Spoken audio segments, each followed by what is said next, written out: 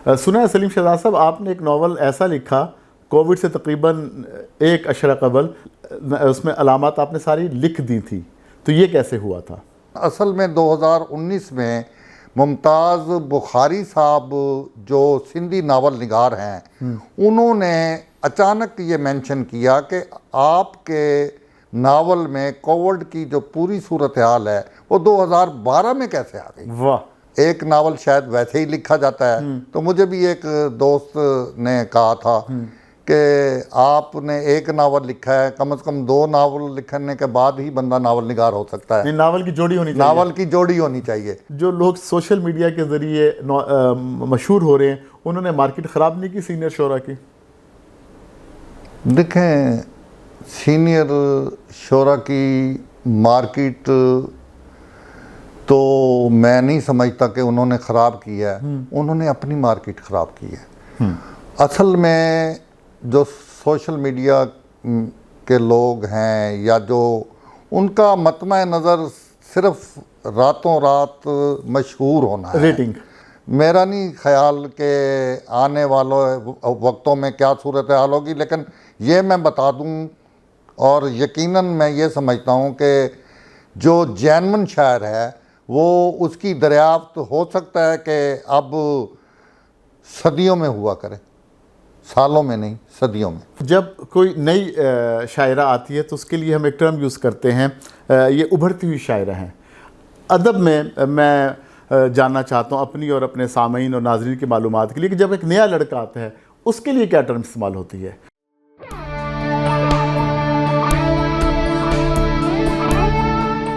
ये radio Pakistan podcast है।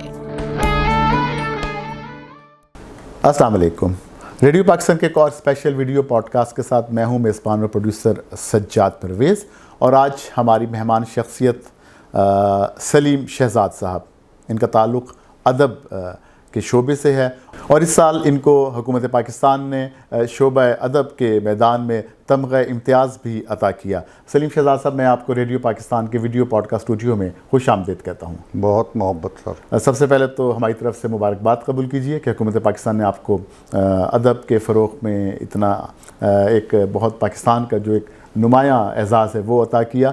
आपका ताल्लुक़ बहावल नगर जी, मेरा ताल्लुक़ बहावल नगर से। बहावल नगर सहराए चोलिस्तान के किनारे एक कदीम शहर, और आपने मज़ाफ़ात में बैठ के शायरी की, नसर लिखी, नावल लिखे। जी जी। और एक तवील अरसा आपने बहावलपुर में ही रहे, वहीं से ताल्लुक़ है, वहीं बसते भी हैं और वहाँ रह के आपने अपने आप को बनवाया। जी जी। हमारे वो सामीन और नाज़रीन जो आज पहली मरतबा रेडियो पाकिस्तान के माइक्रोफ़ोन के ज़रिए आपको सुन रहे हैं और कैमरे के ज़रिए आपको देख रहे हैं, उनके लिए कुछ याद है बहावल नगर? क्या फ़िज़ा थी? आपने आँख खोली जब शेर अदब से आपका ताल्लुक़ जुड़ा?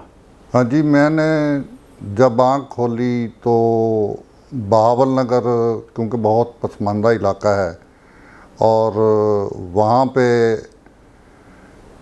मज़े की बात यह है कि कोई इतना बड़ा किसी भी इवन बहावलपुर से भी बहुत कम जुड़ा हुआ शहर था। कभी कभार कोई मुशायरा हुआ करता था और मुझे स्टूडेंट लाइफ से ही अदब का शौक़ हुआ।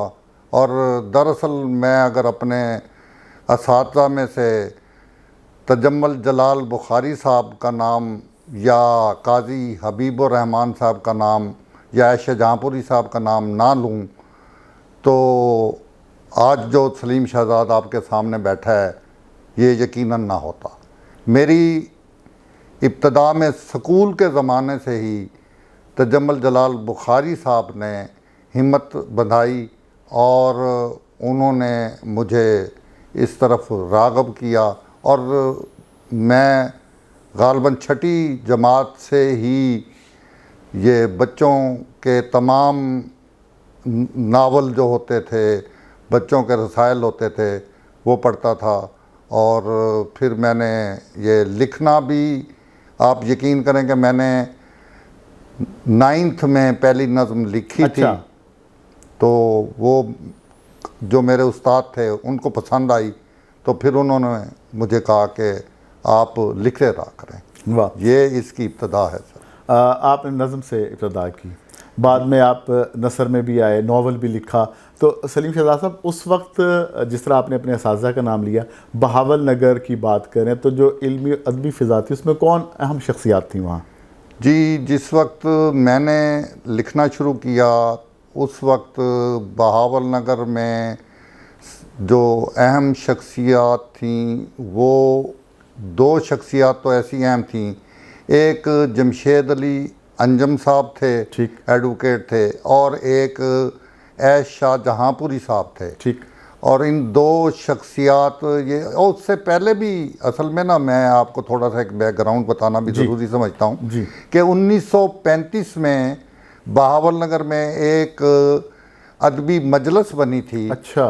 और उस वक्त अल्लामा शबीर बुखारी साहब जो मस्जिद मकतब स्कूल जो बने हैं नवाब साहब के दौर नवाब के, बहावलपुर के, तो वो उन्होंने बनाई थी। और ये तमाम वो लोग थे जो मुख्तलफ शहरों से आकर बहावल नगर बासिलसिला नौकरी तशरीफ़ लाए और फिर उन्होंने एक अदबी अंजमन बनाई। वाह। सलीम शहजाद साहब, हमें यह भी मालूम है कि आपकी लाहौर में जो अदबी शख्सियात हैं उनके साथ भी बहुत सोहबतें रहीं।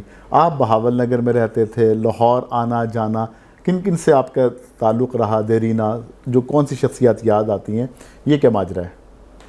ये एक अजीब माजरा है जी कि मेरा सबसे पहला ताल्लुक़ माहनामा तख्लीक के एडिटर अज़हर जावेद साहब से, और उसके बाद दूसरा जो करीबी ताल्लुक़, और मैं समझता हूँ कि मेरा ज़्यादा वक्त जो गुज़रा है ना वो डॉक्टर अनीस नागी साहब के साथ गुज़रा है, या फिर मेरे मोहतरम डॉक्टर अनवर सज्जाद साहब के साथ। दोनों ही अपने फ़न में यकता। और उनकी वजह से ही जो है मेरा ख्याल है कि मैंने जो ये अनवर सज्जाद साहब ने मुझे बहुत मोहब्बत दी, मेरी चीज़ों को भी उन्होंने देखा, तो मुझे उनकी वजह से खासी रहनुमाई मिली।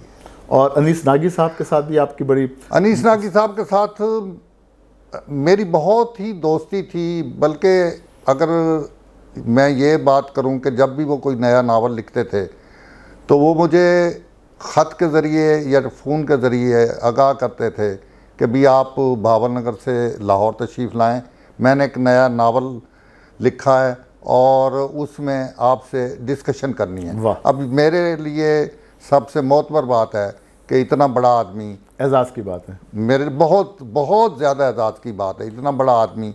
और फिर ये है कि उनकी कई किताबों के दिबाचे भी मैंने लिखे हैं। वाह, ये उससे भी बहुत बड़ा है, बहुत बड़ी बात है। सलीम शहजाद साहब, आपकी जब हम अदबी खिदमात को देखते हैं तो बड़े शेड्स नज़र आते हैं। आप शायर हैं, नसर निगार हैं, नावल निगार हैं, फिर आपने बहावल नगर की तारीख़ भी लिखी है। जी जी। तो ये सारे काम किस तरह हो जाते हैं?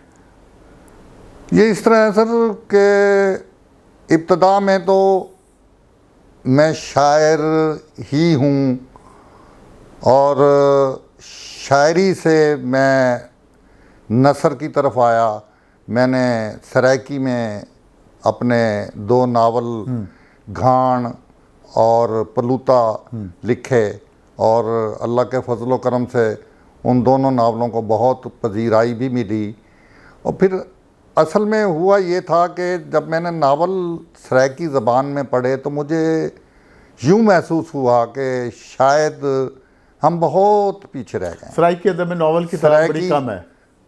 एक तो तादाद कम थी, दूसरा जिस तरह का इंटरनेशनल नावल का मयार, या जैसे मैं नागी साहब के साथ और अनवर सज्जाद साहब के साथ रहकर सोचता था कि भाई इसको कहीं ऐसे मकाम पर ज़रूर होना चाहिए जैसे सिंधी अदब को हम कह सकते हैं कि इंटरनेशनल मयार पर पूरा उतरता है, कम से कम सराइकी में भी कोई ऐसी चीज़ें हों। तो मैंने अपने तय ये कोशिश की है कि मैं उसे उसका मयार जिस कदर मुझसे हो सके उसको बुलंद कर सकूँ। वाह। सुना है सलीम शहजाद साहब, आपने एक नावल ऐसा लिखा कोविड से तकरीबन एक अशरा कबल, उसमें अलामात आपने सारी लिख दी थी, तो ये कैसे हुआ था? वो इस तरह है जी कि मैंने घान नावल जो लिखा था तो उसमें मैंने 2012 में मेरा वो नावल छपा, मुझे उस पर अकादमी अदबियात का अवार्ड भी मिला। वाह। उससे पहले भी मुझे पेरेंट उर्दा शायर जो मेरी सराइकी की शायरी थी उस पर भी मुझे अकादमी अदबियात की तरफ से इनाम मिला है। तो जब मैंने 2012 में नावल लिखा तो उस वक्त वो एक जदीद टेक्निक में लिखा हुआ एक मुख्तलिफ नावल था। खासे दोस्तों ने उसे पसंद किया, उसे पजीराई भी मिली। लेकिन असल में 2019 में मुमताज़ बुखारी साहब जो सिंधी नावल निगार हैं उन्होंने अचानक ये मेंशन किया कि आपके नावल में कोविड की जो पूरी सूरत हाल है वो 2012 में कैसे आ गई। वाह।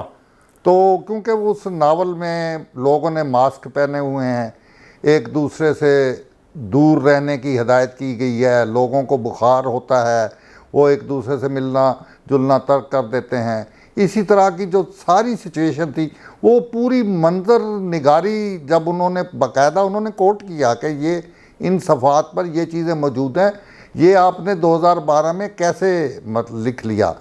तो वो मेरी अपनी भी ऐसे महसूस होता है कि आपने अदब के जरिए एडवांस पेशगोई सी कर दी, यानी पूरा आपने मंजर कशी कर दी वो जो आपसे लाशऊरी तौर पर कह लें कि मुझसे वो हुई। और वो उसमें वाकई जिक्र है कि एक ऐसी वबा आई है जिससे लोगों ने मतलब है जिससे लोग मर रहे हैं और एक दूसरे से मिलना तर्क कर दिया है। हम घरों में बंद होकर बैठ गए हैं। बहुत सी शहर में बहुत से नारे, बहुत से साइन बोर्ड लिखे हुए हैं कि अकेले रहें, रंगदार कपड़े ना पहने, एक दूसरे से बच कर रहें, हाथ मत मिलाएं। क्योंकि वो एक सिचुएशन ही ऐसी थी जिसकी वजह से बाद में जब ये कोविड आया तो इसकी वजह से लोगों ने उसे दोबारा पढ़ा और अब तो खैर उसका सिंधी में भी तर्जमा हो चुका है, ज़बरदस्त। उर्दू में तर्जमा मुकम्मल हो चुका है, लेकिन अभी वो छपा नहीं है। अच्छा, इसके बाद आपका एक और नावल पलूता जी, उसको भी बड़ी पजीराई मिली। असल में पलूता एक नावल, वो कहते हैं ना जी कि किसी से एक नावल शायद वैसे ही लिखा जाता है। तो मुझे भी एक दोस्त ने कहा था कि आपने एक नावल लिखा है, कम से कम 2 नावल लिखने के बाद ही बंदा नावल निगार हो सकता है। नावल की जोड़ी होनी चाहिए। नावल की जोड़ी होनी चाहिए। तो नावल की जोड़ी के लिए फिर मेरे जहन में एक ख्याल था और वो अल्लाह के फजल व करम से पलूता की शक्ल में वो नावल आया और उसे भी बहुत ज़्यादा पजीराई मिली। और उसका मौजू भी ज़ाहिर है कि ये कलोनियलिज्म, पोस्ट कलोनियलिज्म के रेफरेंस से वो नावल है। अमूमन लोग कलम उठाते हैं इस और सराइकी में मेरा नहीं ख्याल कि किसी ने पहले ऐसा किया हो। सराइकी हो। सलीम शहजाद साहब, आप पंजाबी में शायरी भी करते हैं। जी। सराइकी में भी आप शायरी करते हैं। ज़्यादा आसानी आप किस में समझते हैं? अबलाग में आपको कहाँ आसानी होती है? सर मैं उर्दू में, पंजाबी में, सराइकी में, तीनों ज़बानों में शायरी करता हूँ। और सच पूछें या आपकी इस अवाम में पजीराई किस ज़बान में शायरी की होती है? अब अवाम में तो मुझे बाज़ जगह तो मुझे महसूस होता है कि मुझे पंजाबी और सराइकी की ज़्यादा पजीराई हो रही है। ठीक है। अब मुझे नहीं पता उर्दू का वो लोग समझते हैं कि शायद, हालांकि मेरा अपना डिक्शन है तो उर्दू में लोग समझते हैं शायद मैं मुश्किल कह रहा हूँ, लेकिन मैंने महसूस किया कि मुझे सराइकी में लिखने में ज़्यादा सहूलत है। ठीक। बानिस्बत बाकी ज़बानों के, क्योंकि आपकी मादरी ज़बान, क्योंकि ये मेरी मादरी ज़बान है, इस वजह से भी। और मैं बड़ी सहूलत से अपनी अंदरूनी कैफियत को बयान कर सकता हूँ। ठीक है। लेकिन पंजाबी में भी मुझे कभी कोई मुश्किल पेश नहीं आई। और पंजाबी में भी मेरे खुशी है मुझे कि शरीफ कुंजाई जैसे असातिज़ा जो हैं उन्होंने भी मेरी अपनी पंजाबी शायरी को सराहा है। और भी बहुत से शफकत तनवीर मिर्ज़ा साहब, बहुत बड़ा नाम पंजाबी लिटरेचर का, क्रिटिक्स हैं, उन्होंने भी मेरी हिम्मत बंधाई। और भी बहुत से बड़े लोग हैं जिन्होंने मुझे हिम्मत बंधाई कि मैं, असल में कोई भी शायर कभी भी अपने आप को ये नहीं कह सकता कि उसने अपने अच्छा लिखा है या बुरा लिखा है। ये बात सुनने वाला ही बता सकता है, लेकिन आजकल इस तरह है नहीं। आजकल जो जिस तरह लिखता है वो यही समझता है कि उसने बहुत ही अच्छा लिखा है। ठीक। लेकिन मेरे साथ मसला ये है कि मैंने जितना भी लिखा है मुझे उस लिखे पर आज तक यकीन नहीं आया। वाह, बड़ी अहम आपने बात की है। आपका ताल्लुक, जैसे मैंने आगाज़ में बताया, आपने भी तफसील से बताया, बहावल नगर से। अमूमन अब से कुछ बरस कबल जब सोशल मीडिया नहीं था तो ये कहा जाता था जो मज़ाफ़ात में रहने वाले अदीब, शायर, तख्लीक़कार हैं उनका फ़न मरकज़ तक बड़ी लेट पहुंचता है, इसलिए उनकी वो पजीराई नहीं होती। क्या आप इस बात से मुत्तफ़िक़ हैं? जी बिल्कुल मुत्तफ़िक़ हूँ। उसकी वजह यह है कि जब मैंने लिखना शुरू किया था तो रसायल, अदबी जरायद जितने भी थे वो उन तक रसाई बहुत मुश्किल थी। इवन 74 में मेरी नज़में इमरूज़ में छपी थीं तो आप अंदाज़ा लगा लें कि वो अखबार 5 दिन के बाद मुझ तक पहुंचा था। तो जहां आमदोरफ्त के ज़राए इस तरह के हों और फिर आप मरकज़ से दूर बैठकर मरकज़ से जुड़ना बहुत ही मुश्किल है। कम से कम हमारे लिए तो बहुत मुश्किल था।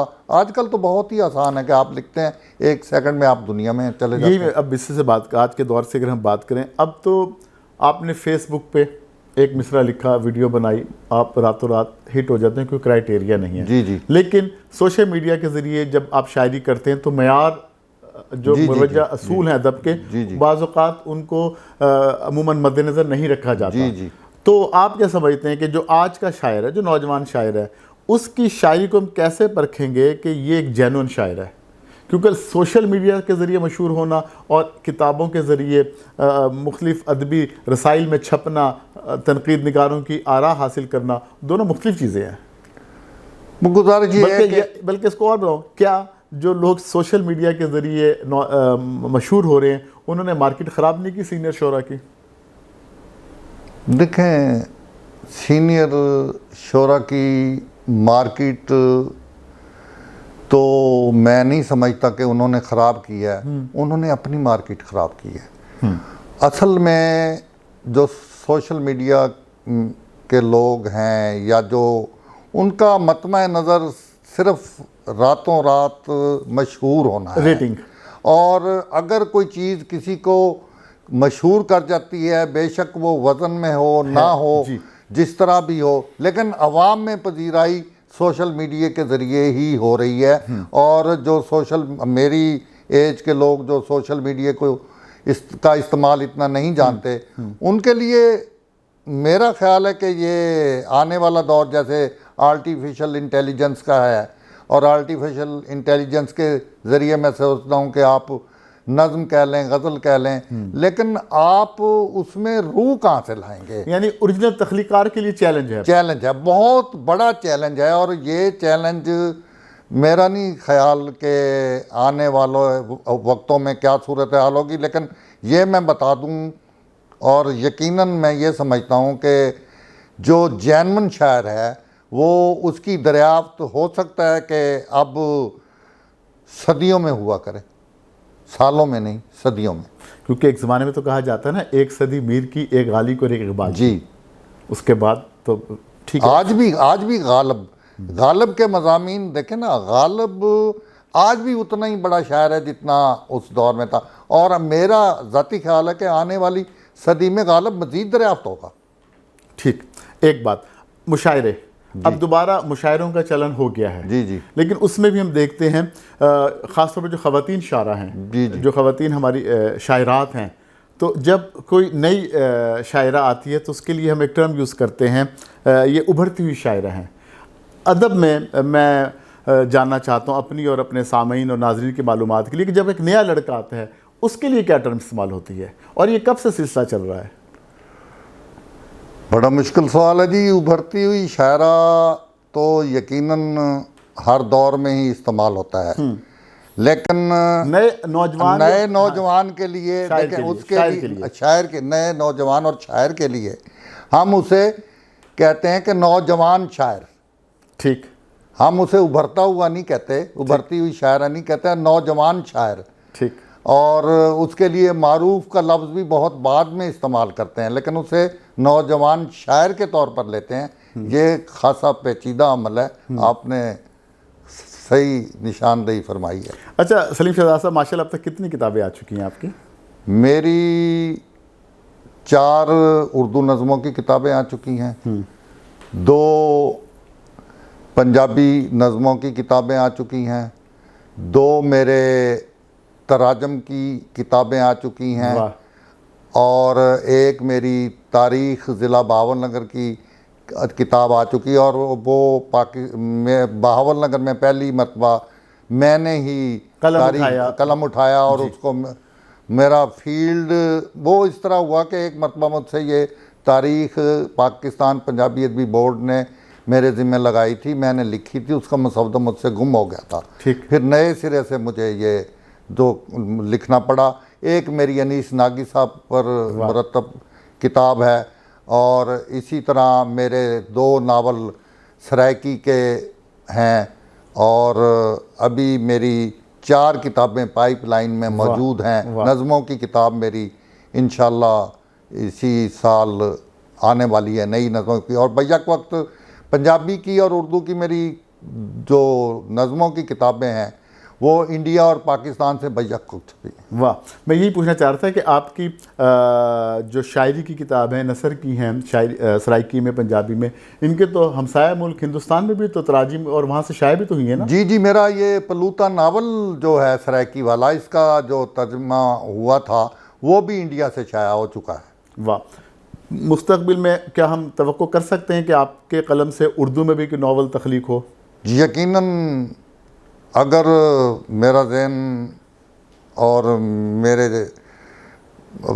अपना तख़य्युल ने उस तक रसाई हासिल कर ली जो मैं चाहता हूँ, तो यकीनन उर्दू नावल की तरफ नज़र। आप माशाल्लाह अब उस्ताद का दर्जा रखते हैं शेर और अदब के मैदान में, आपके आइडियल कौन है?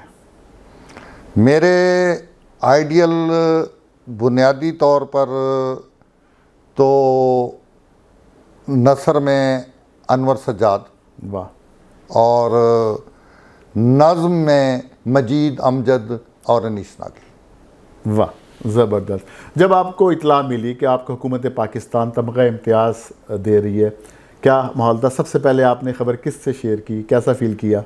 अच्छा, ये भी अजीब बात है सर। मैं क्योंकि ये कहा जाता है बाज़ औक़ात कि इस किस्म के अवार्ड्स के लिए भी लॉबी की ज़रूरत होती है। नहीं, मैं आपसे बिल्कुल लॉबी की ज़रूरत होती है और लोग लॉबी करते हैं, लेकिन मैं गुजारिश करूं कि मुझे 4 मरतबा अकादमी अदबियात पाकिस्तान की तरफ से मेरा नाम गया है, 3 मरतबा तो मुझे पता चला है कि मुझे नहीं मिला। ठीक। चौथी मरतबा जब अनाउंस हुआ है कि ये अवार्ड मिला है तो मुझे यकीन ही नहीं आया। और फिर मैंने अभी आपको बताऊं कि सैयद काशिफ रज़ा साहब कराची में हैं, जी जी जी, तर्जमा निगार हैं जियो ग्रुप वाले। जी जी। तो मैंने उनको फ़ोन किया कि काशिफ भाई, ये जो सलीम शहजाद है ये कौन है?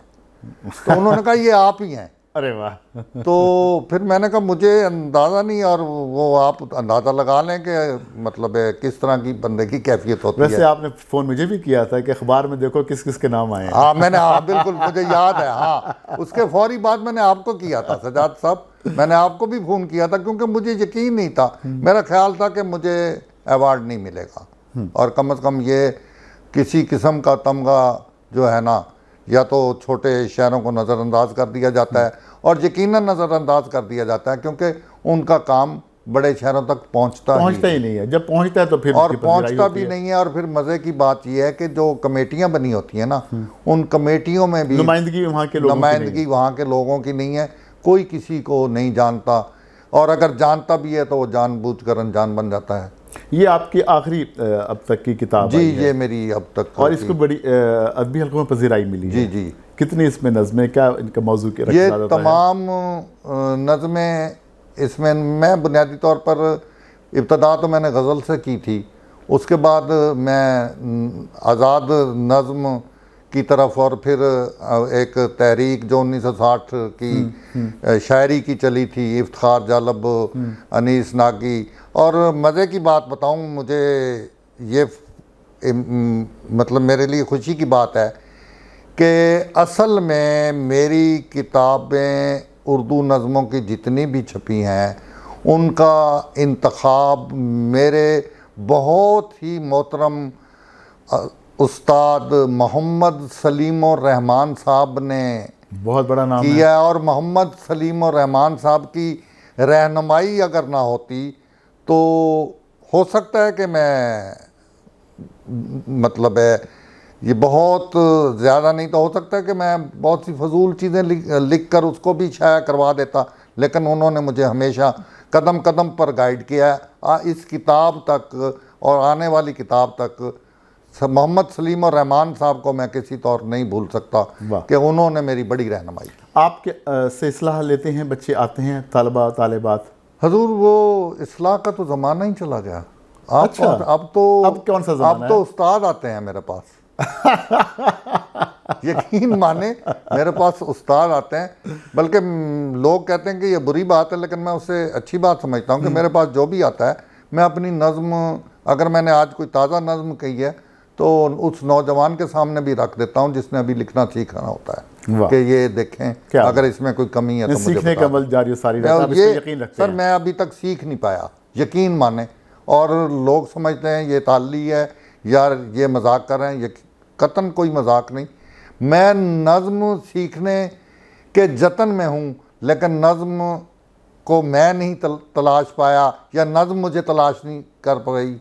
इन दोनों में से मामला ज़रूर है कोई ऐसा, कोई ना कोई एक मामला है। नज़्म तक मैं पहुँच नहीं सका या नज़्म मुझ तक नहीं पहुँच सकी, और इसी सफ़र में हूँ। कहा जाता है कि जब शायरी करते हैं तो उसमें गमे दौरा भी होता है, गमे जाना भी होता है। जी जी। तो आप इन कैफियत से गुजरे? जी बिल्कुल गुजरा हूँ। इश्क किया? बिल्कुल किया। नतीजा वही जो होता है। चलिए ये हम सस्पेंस देखने वालों सुनने वालों के लिए छोड़ देते हैं। किया और नतीजा बहरहाल वही होता है जो होना चाहिए। कोई आखिरी बात जो आप रेडियो पाकिस्तान के माइक्रोफोन और कैमरे के ज़रिए कहना चाहें? सर मैं नए लिखने वालों से गुजारिश करना चाहूँगा कि बेशक आपके पास सोशल मीडिया मौजूद है, आप उस सोशल मीडिया का इस्तेमाल करें, लेकिन खुदारा किताब पढ़ना बहुत ज़रूरी है। शेर कहने से पहले शेर पढ़ लें, असातिज़ा को पढ़ लें, अपने अच्छे हमअसर शायरों को पढ़ लें, तो मेरा ख़्याल है कि वो बहुत कुछ सीख पाएंगे। अगर वो ये कर गए तो अमर भी हो जाएंगे। वाह, बहुत अच्छी बात कि मुतालिया बहुत इंसान की शख्सियत को निखारती है। जी बिल्कुल निखारती। सलीम शहजाद साहब आपका बहुत शुक्रिया, बहुत इनायत, आपने मुझे इज़्ज़त बख्शी, लाहौर आए, हमें वक्त दिया। नहीं सर, ये आपकी मोहब्बत है कि आपने मुझे इज़्ज़त बख्शी और अपने स्टूडियो में बुलाया, और ये आपने मेरे लिए ख़ुसूसी तौर पर जो ये प्रोग्राम में बिठाया है, मैं इसके लिए आप और रेडियो पाकिस्तान का शुक्रगुज़ार। जी आपका बहुत शुक्रिया। और उसके साथ ही इस प्रोग्राम के इंचार्ज मेज़बान सज्जाद परवेज़, अपनी प्रोडक्शन टीम सैयद कासिम बुखारी और इंजीनियर सैयद शाहजेब के साथ इजाज़त दीजिए। अल्लाह हाफिज़।